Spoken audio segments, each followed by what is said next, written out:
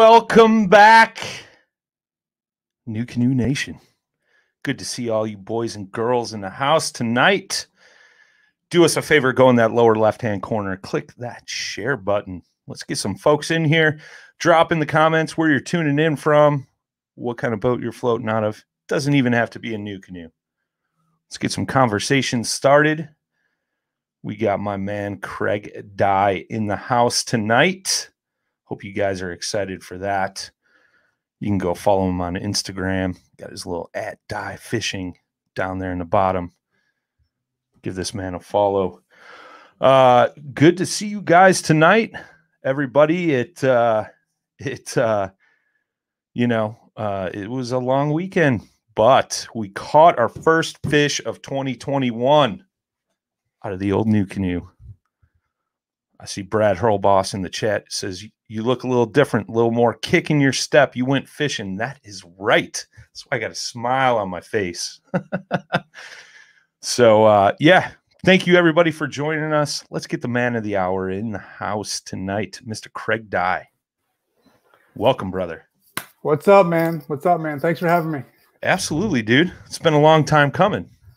Yeah. I think we've tried to do this a couple times, finally got it worked out. What did I make? Episode 9? That's pretty Episode good. 9. Hey, yeah. top 10. I'll take top it. 10, I'll man. take it. Hey, man.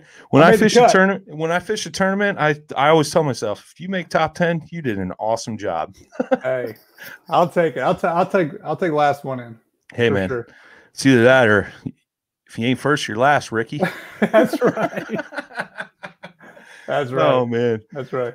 Well, welcome, brother, man. It's good to have you here in the house.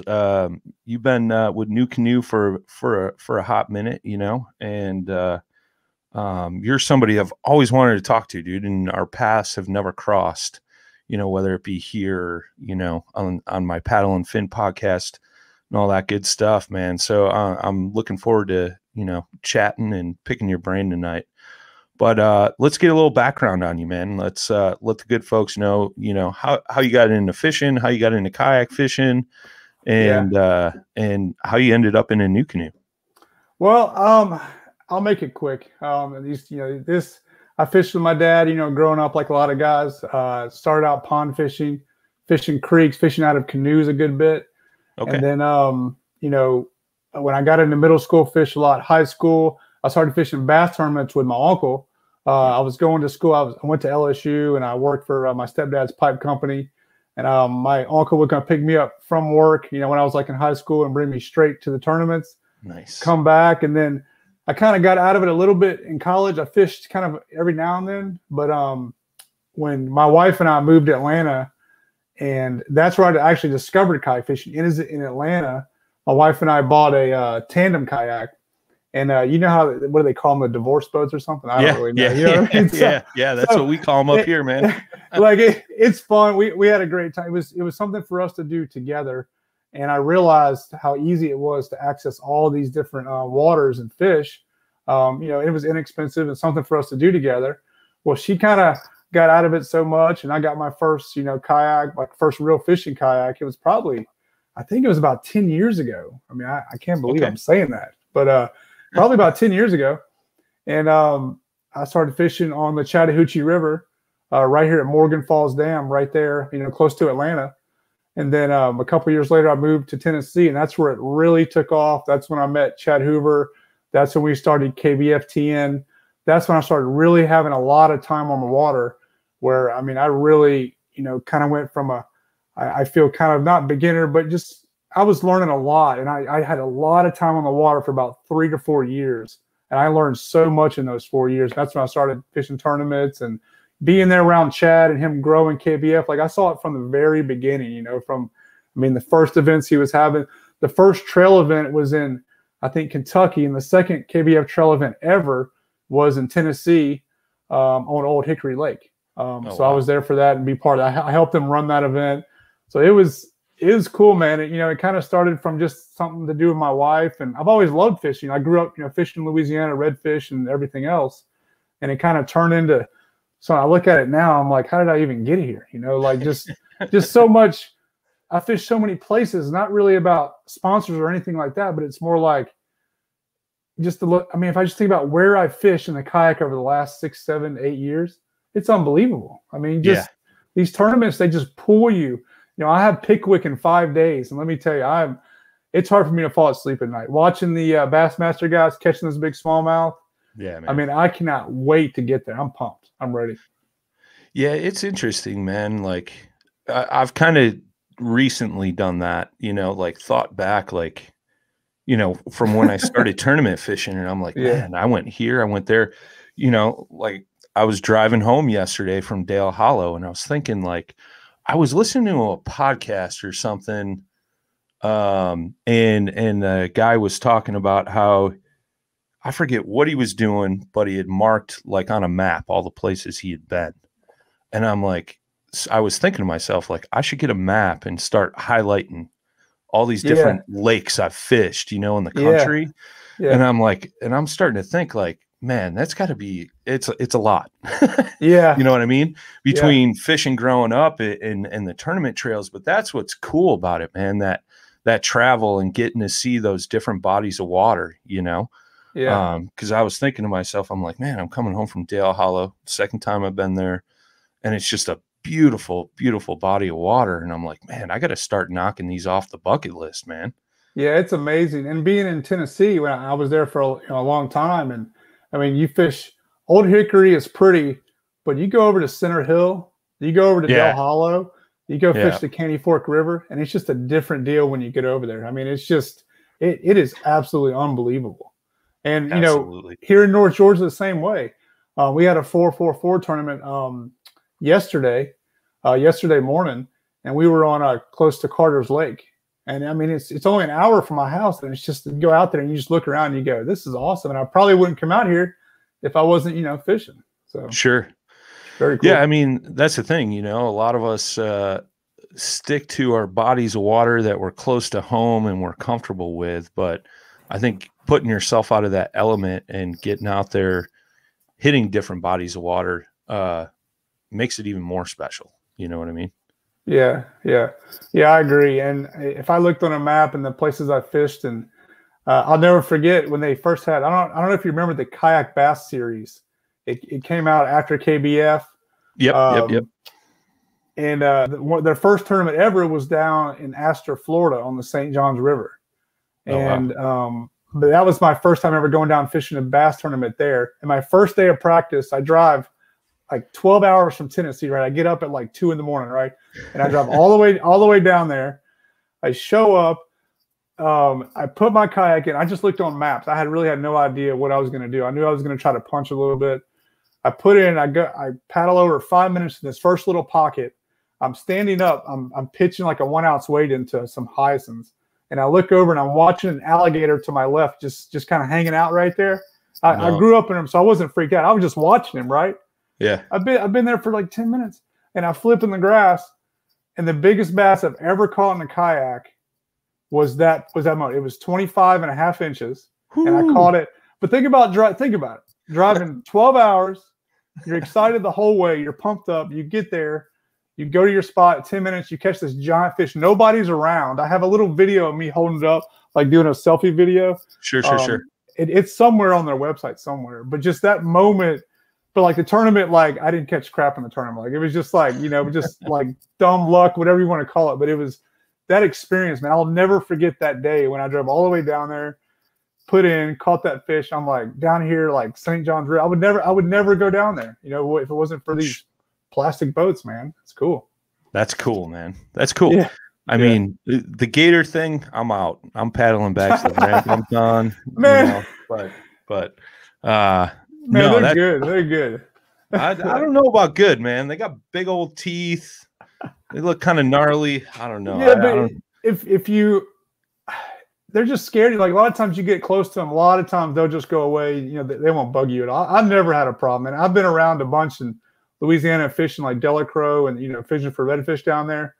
They're stacked down there, but they don't usually mess with you. I mean, if there's a bunch of them in one area, I'm not going to go paddling in there to see what'll happen. But, you know, I don't know.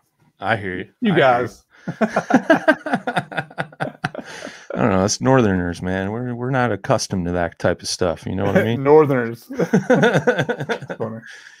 Well, you know, you mentioned the 444 event that you fished this weekend, and obviously you're in the brand new canoe unlimited. If you guys missed the intro, there's some video footage of Craig cruising around with the XI3 on that bad boy.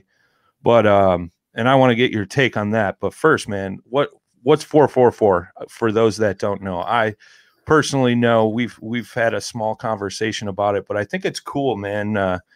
I know you've brought that down to Georgia and they do that up in Tennessee, but it's kind of a cool event for those that, you know, like to fish tournaments and stuff. Yeah, well, I'll kind of tell you, I'll try to make it quick, but Kim and I, we had our second boy, and I was actually at home. You know, when you have a little one at home, especially real young, yeah, there's a lot of time where you're just kind of sitting around, like it's just the way it is, right? So I was actually at home watching TV, and I was watching Major League Fishing on TV, and I'm like, how can we do this?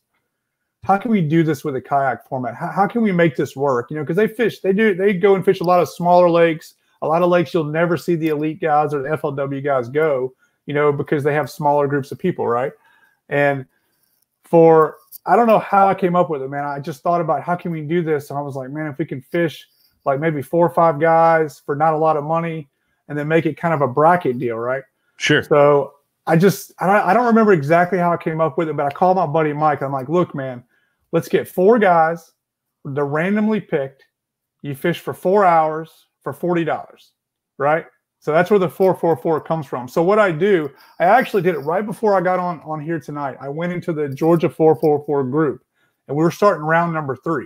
So what I do is I go in and post and say, hey, if you want to get in round 3, comment right here, I'm in, and then all the comments, they start popping up. I think we already got 16, and I did it right before we came on. Nice. So in about 10 minutes, we got about 6. We probably got more than that right now, but anyway. So you got the 16 people, right? And I get those 16 names, and I actually write on a piece of paper, put it in a hat, old school style. I just put the names in a hat. Nice. I don't even care. Like, I just want to.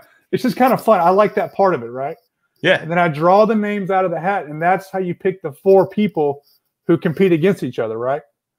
So if it was me and you and 2 other guys, we have to get together, agree where to fish and when to fish, and we have to show up there, fish for 4 hours for $40, and we do Major League Fishing format where every fish over 12 inches counts. That's cool. So yeah, so it's really fun. So right now, I mean, I started in the winter, which was not the best idea. Remind me to never do that again, because winter, I mean, it can be brutal. We had a couple rounds where no fish were caught. I mean, you never know. You fish in the morning in the winter. A lot of times the bite doesn't start until noon or after like that. Sure. But they started in Tennessee. I just went with it. People loved it, man. It was really cool. And then like the winners of each, like say that you got 4 guys, right? The winner of each of the 4 groups, they compete, right? So you got the 16 that compete. Yep. And then you got the 4 that compete, and then that's your champion for the round. And then as we go through the year, all the champions from all the rounds will have a big tournament, hopefully at the end of the year. And right now, I'm trying to keep sponsors out of it. I had some people reach out, but right now I'm trying to keep it simple. It's awesome because guys you'll go fish with people you never fished before. You'll go fish lakes you've never fished before. And then if you're new to tournament fishing, this is the key. If you're new to tournament fishing, it's an awesome way to enter the tournament part of it without showing up with 100 guys spending $200. You know what I mean? It's like just a few guys just, you know, showing up to the ramp and just trying to get it done. So, yeah, I think that's what's cool. So is it a $40 entry per guy or $10 to make the 40? It's $40 per guy, right? Okay. But then we hold some of the money back for like the championship round, right? So if we go in, if you got 4 guys, that's $160. For the 4 guys compete, first place gets $100, and that's it, right? The $60 gets put aside for the championship round. Yeah. All right. So you got that extra money. So at the championship round, it's $400 for first place, and it's the championship. It's the guys that won each of their groups.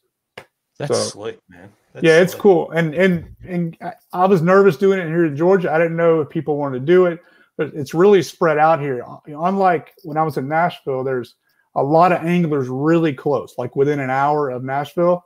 And you got Tennessee, you got Old Hickory, Percy Priest.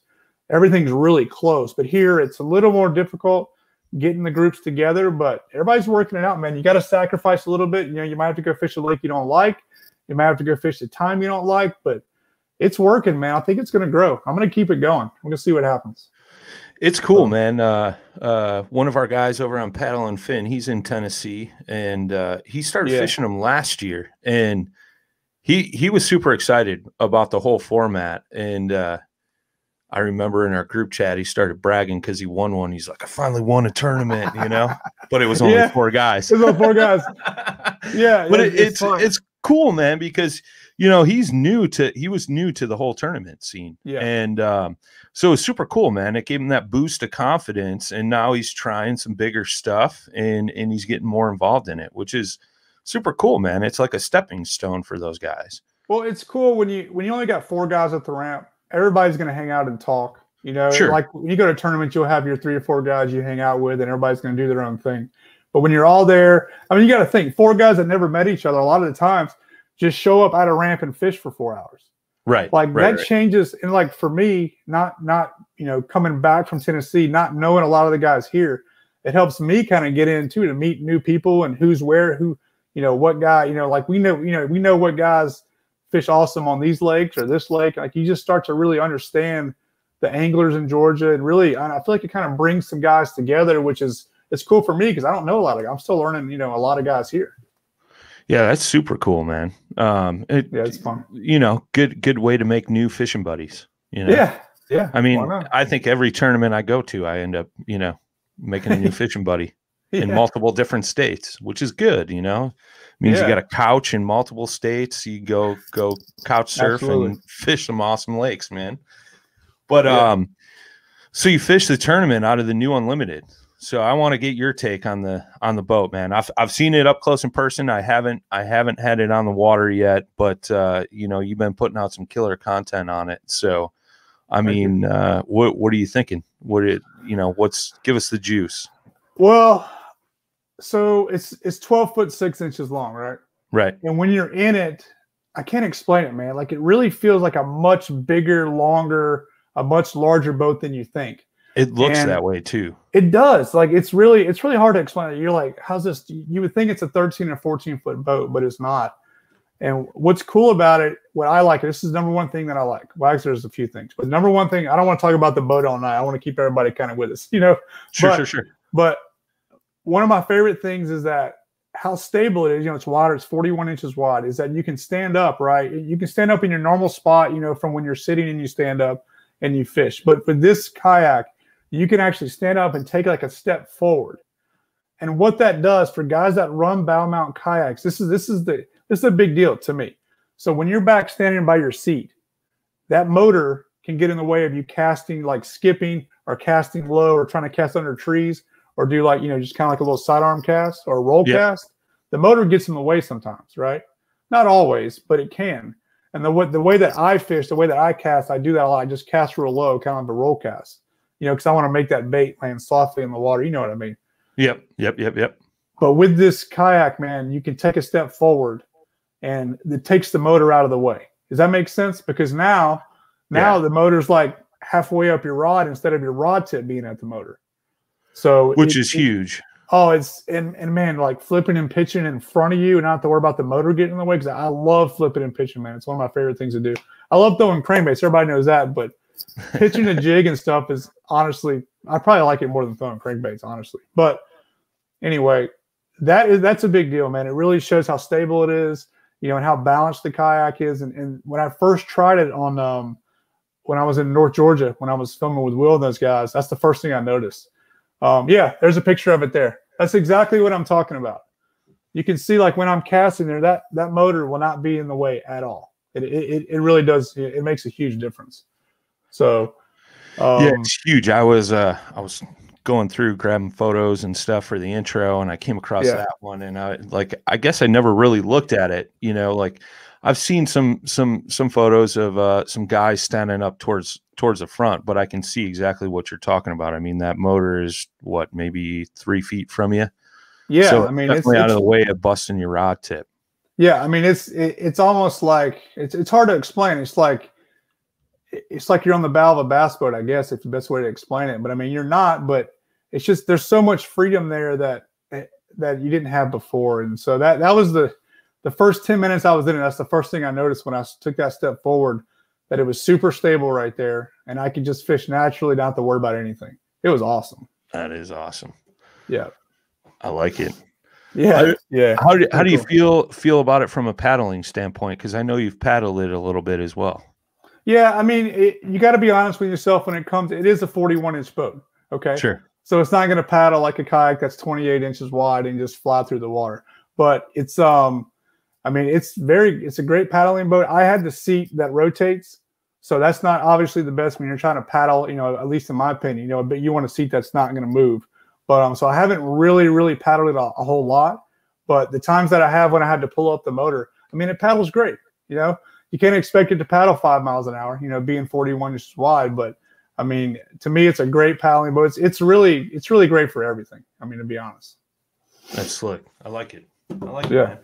Well, I know you've been doing some media stuff with another one of our guys, and Will Reed, right? Yeah. Yeah. All right. I pulled that out of my rear. Sorry. Nice. But you know, the one thing I noticed with that was he does a lot of fly fishing, right? Mm-hmm. Yeah. So, I mean, having that nice wide open deck, I mean, all new canoes are great for that. But, you know, I saw some images you guys put out together of him fly fishing out of that thing, which is pretty slick too. Yeah, he's really good, man. I used to fly drones a good bit, and I haven't done it in years. And he's like, "Here you go, fly this." And I said, "You gotta be kidding me, man!" But hey, no practice. No, he just, you know, just. And the good thing is that drones pretty much fly themselves now, so you don't really. I mean, you can lock it on the person and hit the button; it'll circle around them perfectly. The shot you've always wanted to get, where you can turn it and keep the camera in the right spot the whole time. That I practiced for hours back in the day. Now you just hit the person on the screen, it locks on them, and you just hit the left or right button, and it goes in a circle and does that perfect shot where it goes around and just, you know, it pans perfectly. Yeah. I was kind of upset, but I mean, it was fun though. It was fun. I think I got it here pulled up. Yeah, some of those shots. I mean, yeah, that water was beautiful, wasn't it? It's awesome, dude. It's unbelievable, crystal clear. Yeah. Is that down in Georgia? That's I think it's the Coe, I believe. Right? I'm not 100% sure. I think that's what it was. Okay. But that's North Georgia, way up there. Right on. Lake Blue Ridge, close to there. Okay. So I don't know where that's at, but I'm going to agree with you. Just straight up toward Tennessee, straight north of Atlanta, just straight up. Right on. So, okay. Yeah, right on. Right on that South Carolina border, basically. Well, Georgia-Tennessee border. Oh, okay. All right. Yeah. All right. Here, I'll get on my map. Hold on, so I'll show you. Here, Everett says Toccoa. Toccoa. Yeah. There you go. I like it, man. Thank you, Everett. You know, he's good for some things. You know, he did show up late again. Except having good internet. He probably can't even see us right now. Probably can't even see us. Shots fired. Hey, if that's all we got, man, come on. I love it. Well, you've been doing something too, man. Like you've been cheating on the kayaks a little bit and fishing these BFLs, man. What's up with that? Man, something different, man. Something different. And the cool thing is it's local. That's one thing. Remember, I got 2 kids, right? Yep. I got 2 young kids. I got 2 boys, 7 and 4. So it's local. It's a way for me to learn from guys, you know, that are really good local anglers as well. And it's just, man, it's exciting, man. It's just like fishing a kayak tournament. I was just excited. You never know who you're going to get, you know, with the co-angler deal. Like you just, the whole week you're like, man, am I going to get a local? Am I going to get a guy that's never even seen the lake? Like, and both guys, I got good locals both time. They knew the lake like the back of their hand. I learned a lot from those guys. So, you know, one day I might get a boat and try it. I don't really know, but right now, man, it's just cool, something different, you know? Yeah. It's interesting. I was watching,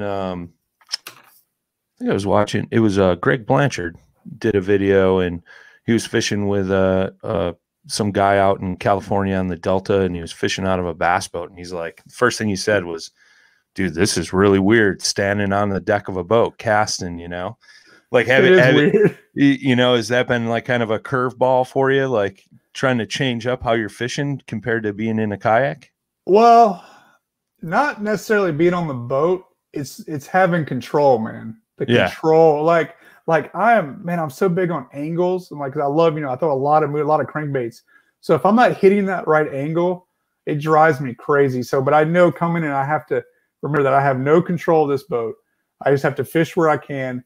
But I mean, standing up and fishing out of a boat, not a big deal. But the big thing for me was being able to deal with somebody else having control and fishing behind someone and watching them hit all the money spots before I get to them. But it's a challenge, especially fishing like last tournament we were on. We were fishing Lake Oconee, and it was all docks. I mean, it was all docks. So imagine being in a boat behind a guy who is an incredible caster who can put a Cinco at any spot anywhere on that dock, and then you got to go in behind him and try to catch fish. It was tough. It was tough. I didn't even get a limit, but behind that guy, because he was picking them off left and right. But if you want to learn real quick about your local lakes, and it's not, you only pay $100 entry fee. You go pay a guide for $400, $500, $600, and he's not going to bring you to the money spots. He's going to bring you to the number spots. Right. Go fish with these guys. They bring you to their best spots. They've been on fish for a week or two, and I mean they're not going to hide anything from you. Yeah. So if you want to learn quick, I highly recommend, like, especially your local waters. I mean, it's cool, man. That's awesome. I mean, I hear that a lot, like and I've experienced it a little bit being a co-angler. Obviously you don't have any control over the spots you're fishing.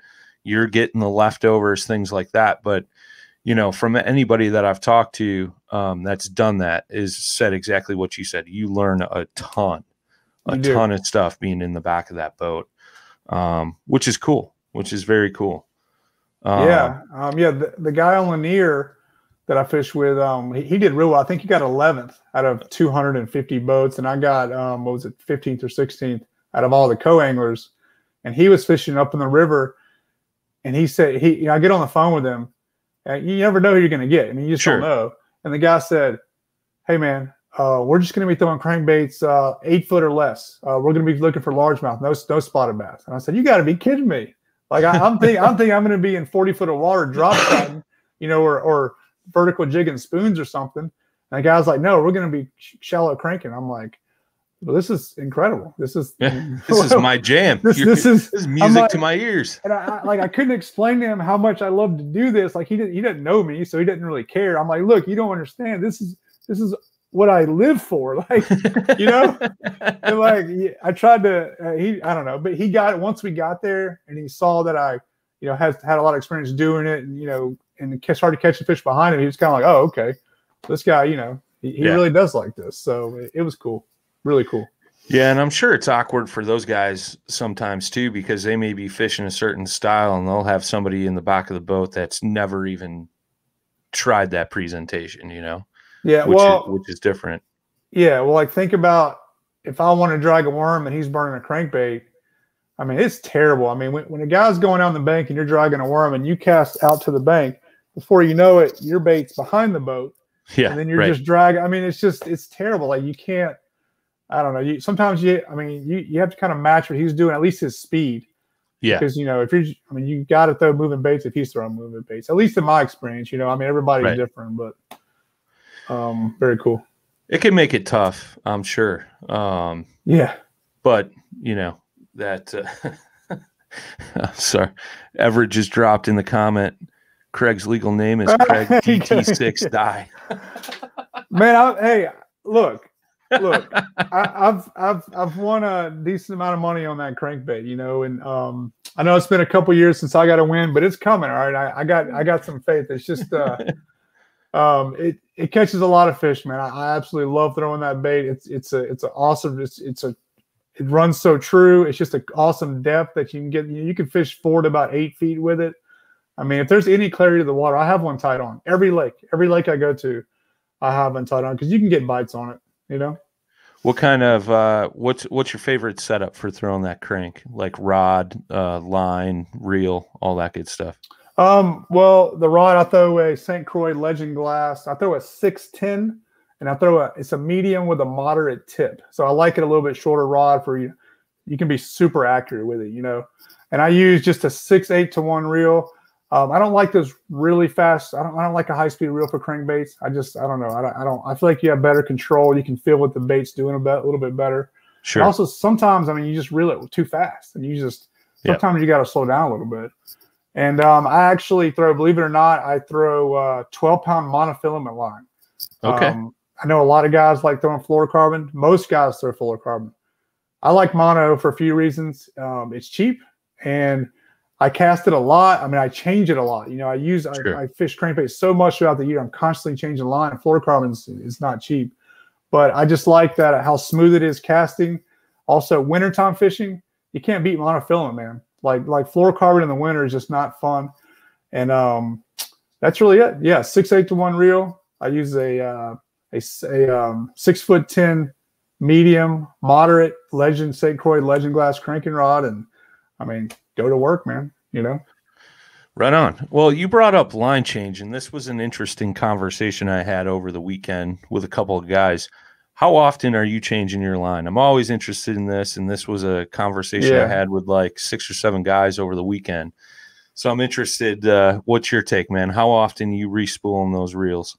My braid, like on my spinning reels and like my frog rods and my like flipping rods, punching rods, maybe 2 or 3 times throughout the year, maybe. Okay. But the rods where I'm throwing mono for cranking, probably every couple of months. Usually when it starts to get a little low, because I don't like having I like the spool to be almost full when I'm throwing crankbaits. It just feels good. You can cast it better, everything, you know, and that's one of the keys of crankbait fishing is being able to cast far. Because if you're not casting far, you're not getting down to those depths. You're not getting that bait down against that rock and wood, you know, that for deflection, you know, to get that reaction bite. So if you like crankbait fishing, spend a little more on a reel, spend a little more on a rod, and get some equipment where you can really cast that bait and get it down to those depths. So, but yeah, I mean, I change like you asked. I mean, I change probably every couple months on the monofilament. Just when it starts to get low, I just go ahead and pull it off and just, you know, because I buy like 1,000-yard spools of it. Yeah. I have 10-pound and 12-pound. That's pretty much all I throw. All my crankbaits is 10-pound and 12-pound line monofilament. I like it. Yeah. What brand mono are you using? Man, I don't even know what I'm using. Just whatever's on sale. Yeah. Hey, I'm serious. I'm serious. I like Berkeley Trilene. I like the old school Bill Dance Strin. You know, okay. I mean, I really, because I do change it so much, man. Honestly, it's fine. Like it just, I think I think it's called the Suffix. I forget the exact one it is, but I always buy the 1,000-yard spools, and I keep a bunch of it. And yeah, I don't know, nothing better than a fresh spool, man. When you're throwing crankbaits for like mono, you cast it a mile. Yeah, right. That's cool. I like it, man. I like it. Keep it simple. Yeah, I mean, well, we had Dave Palmer in the chat. He said, "You say cheap, I say efficient." There you go. I like that. We had a couple questions in the chat here. Josh, watching on YouTube, said, "What do you prefer, pivot drive or XI3 or both?" Well, that's easy because I've actually never tried the pivot drive. I've been on NuCanoe for not even a year now. It seems longer than that, but it's actually, it was in April, I think, of last year when it became official. Okay. So there's a lot of stuff I have not tried. I have not been in a Frontier yet, believe it or not. I have not. I just haven't tried one yet. I've been in the Pursuit, I've been in the Flint, and I've been in the Unlimited. Luckily, I'm very happy to be in the Unlimited now. But so to answer your question is, I've run the XI3 since the beginning. And that's the whole reason I switched to NuCanoe. And it's a long story about how it all, if you want to hear that story, I can tell you. But I was on. All right, you ready? Yeah, okay. Let's go. All right, I'll just run through it real quick. Buckle up, boys and girls. So I'm in a Wilderness Systems Attack 120. Awesome kayak. I love that kayak. Russ Snyder's the best kayak angler that we will ever meet. runs an Attack 120, and he catches the. I mean, it's an awesome kayak, right?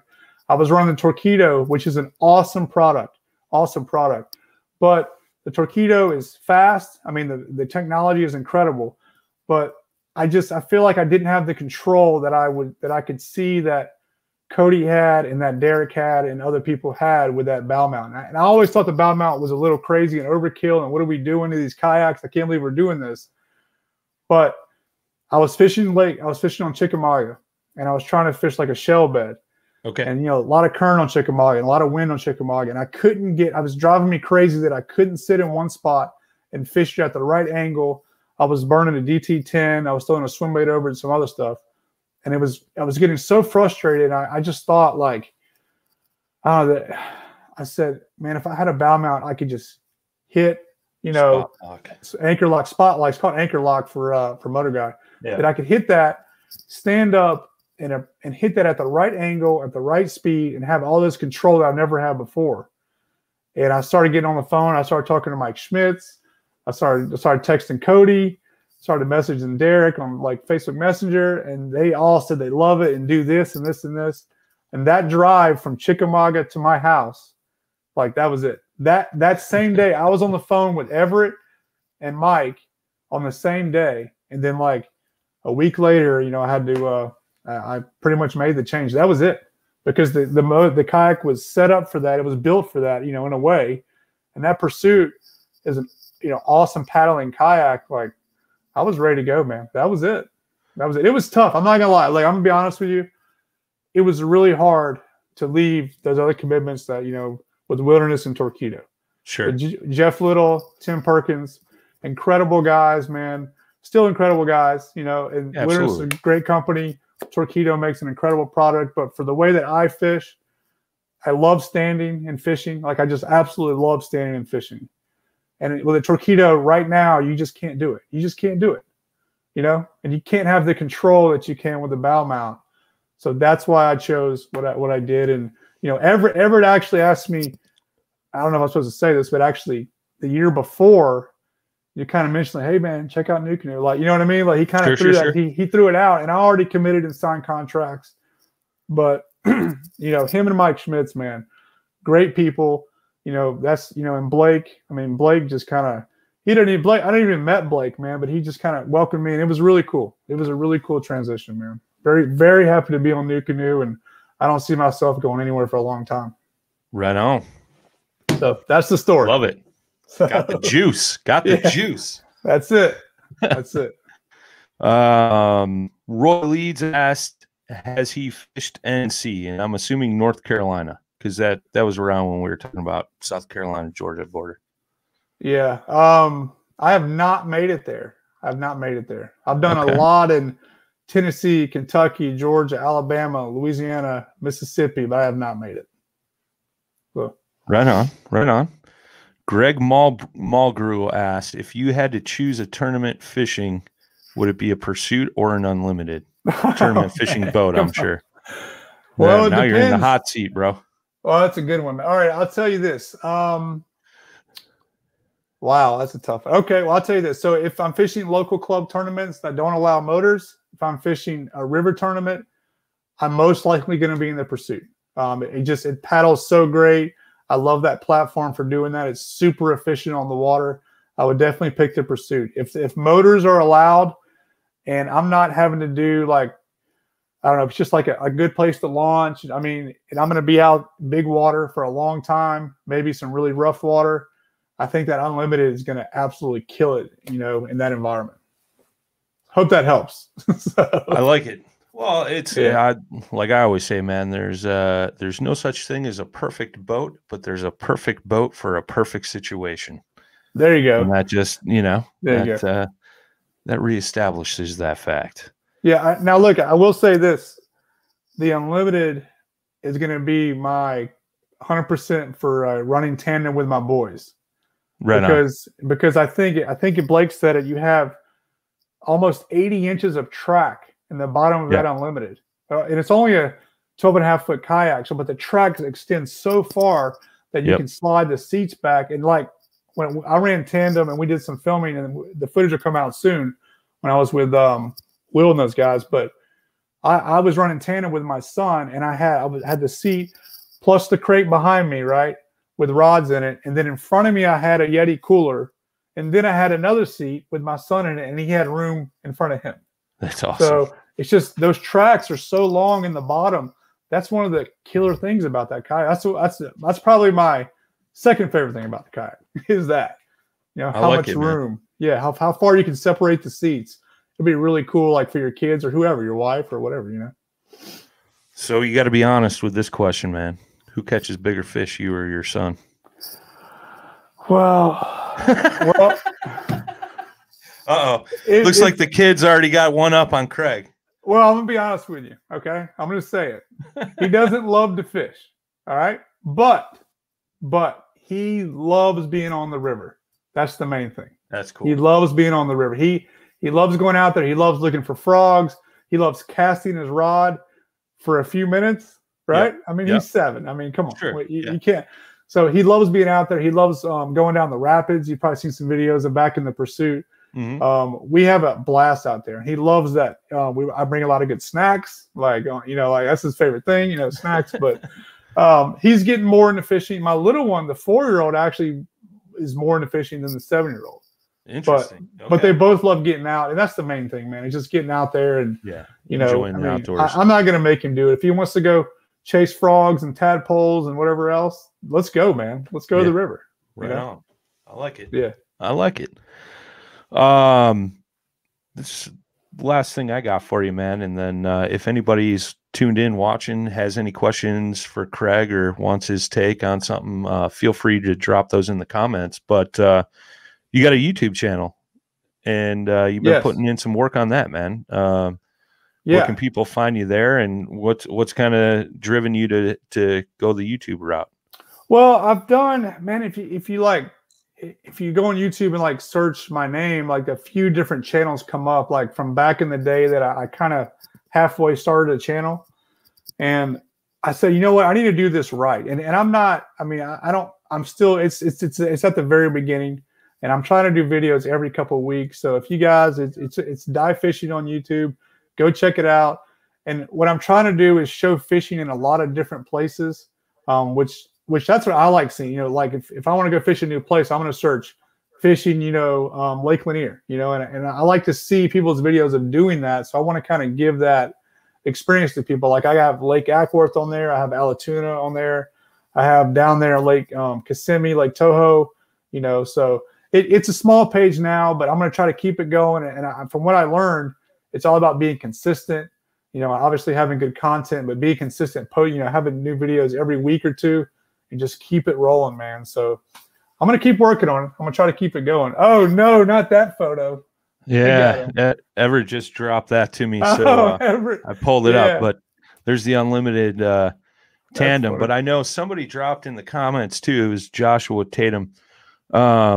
The Seek One guys were shooting a video, and 2 of them were sitting down, and then they had a camera guy standing right up in the bow. So there was 3 fully grown men, you know, in that unlimited floating down a river, which is crazy. Well, look how high that boat's sitting in the water with, you know, with us in 2. there. I mean, is that Everett in the back? That's Everett. Yeah, sure is. Man. Look at that guy. That's a good looking man, right? I don't know. It's questionable. Just saying. Funny. That's super cool. That's just showing you guys that tandem setup. I don't know who it is in the New Canoe family that just commented, but they said, ask Craig what's the weirdest animal he's ever shot with a bow. I have a feeling there's a story there. That's funny. Well, there's not really a story. No, I was taught that's Everett on there. I promise you. No, I used to hunt a little bit back in Louisiana, and I've gone on a few exotic trips over into Texas where they, I mean, they're not really in a pen, but they're in a pen, like in a gate. I mean, so it's kind of, it was back when I was, you know, in high school and went with some guys from work. But yeah, that's what Everett's referring to. So I don't even remember the name of the animals. They give you like a card, so you know what kind of animal it is and what you're allowed to shoot. Like, I'm serious. Like little pictures of them. So anyway. Yeah, I know. That's a long time ago. I know Texas is known for having those exotic animals, and Yeah. I think I was listening to a Joe Rogan podcast, and he was talking about moving to Texas, and he's like, yeah, I was driving down the road, and next thing I know, it was like a zebra was running running in a field next to him. He's like, where the heck am I? You know? But yeah, Texas, they do some goofy stuff down there, man. Yeah, you're right. I'm gonna. I told Everett I haven't hunted in years, man. And I really do love it, and I mean, being in North Georgia, I have good opportunities up here, so I might try to get back into it. I don't know if my wife will want me to bring a deer home, but I guess we'll see what happens. Hey, my wife said the same thing until she started eating the meat, and then it was all good. It was go shoot more. Well, look, my wife's from New York, man, so you know. Hey, man, I'm up north too. Yeah, you know, she'll come around. She'll come around. Just cook it right, and you'll be good. Yeah, I'll let you know how that goes. Jacob Miles asks, how much for cranking lessons? Nothing, man. Call me anytime. Let's go. There you go. I'm gonna be on Pickwick. I'm telling you, burning a rock like you wouldn't believe for big smallmouth in about 4 days. So nice. Meet me there. Let's go. As long as that current drops. I don't know if you've been watching the footage, but it is ripping right now. It's unfishable right now at the dam in a kayak. But if it drops, I'll be probably at least within a couple miles of that dam. I promise. Yeah, I saw that video you posted up. That guy was kind of fishing that overflow there, man. Just pulled out a chunk smallmouth. I was like, good God. That's a mean fish right there. Those smallmouth that live up there at that dam. I absolutely, that's probably my number one place I love to fish. If I'm not red fishing, that's where I want to go. Those fish are mean, dude. They are mean. Oh yeah. Yeah. Oh, yeah. I caught one on Dale Hollow over the weekend. It was only like 14 and a half, but you would have thought it was a 20-inch largemouth. Yeah. Like, good God, little fella. You got a lot of fight in you. Yeah. Getting all excited on me. I miss him. Him. Josh Northcutt says, we have a lot of vegetation here in West Tennessee. What is your go-to in high vegetation waters? Oh, man. There's a lot of options there. I love throwing a ribbit. You know, just a horny toad, or so just burning those, like when it gets, you know, when that water gets what, in the 60s, 65, 68, 70. I mean, burning a horny toad or a ribbit, I like throwing a white one or a black one, just kind of depending on what the fish and what the mood is in. But big fish will eat that bait, man. You'll have a few heartbreaks, but if you want to find fish quick in grass, just go burn a ribbit around when that water temp gets up in the upper 60s. Nice. Can't beat it. There you go, man. Awesome. Well, dude, thank you for taking the time out tonight. Very much appreciated. Anybody you want to thank, shout outs, any of that good stuff, man, before we close out here tonight? Man, I'll thank I gotta thank my wife, Kim. I mean, I know she doesn't watch these things, but I'm actually gonna be fishing 4 tournaments in 4 weekends.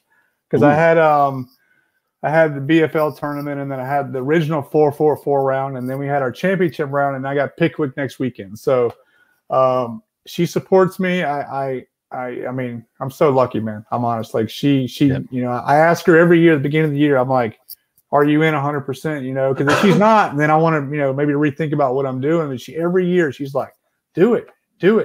So got to thank her. And then I got to thank Blake and Everett and Mike Schmitz at New Canoe, and you know, for doing this.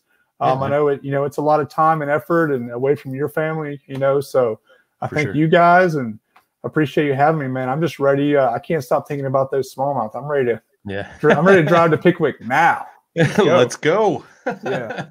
So. Yeah. Smallmouth, man. They tug at my heartstrings as well, my friend. I know how that goes. You better come over there then. Come on. No, I can't make that. No, I'll be back in Dale Hollow April 9th, 10th, and 11th. We got our first paddle and fin tournament down there. So awesome, man. Big open, man. That'll be killer. It's going to be huge. It's going to be huge. Get signed up. Tourney X. There you go. And fin. There you go. Shameless plug. Shameless plug. Awesome, man. Well, thank you again for taking the time out tonight and chatting with us, man. Everybody tuned in. Go follow Craig on Instagram, Facebook. Follow his YouTube channel. What's the YouTube channel again? Dive Fishing, correct? Just Dive Fishing, yeah. DYE. Yes, sir. Not Yes, sir. D-I-E, D-Y-E. There you Die fishing. Thank you everybody for tuning in tonight. We appreciate you guys. We will be back next Monday, 7 Central, 8 Eastern. Look forward to seeing you then. Till next time, tight lines, smooth paddling.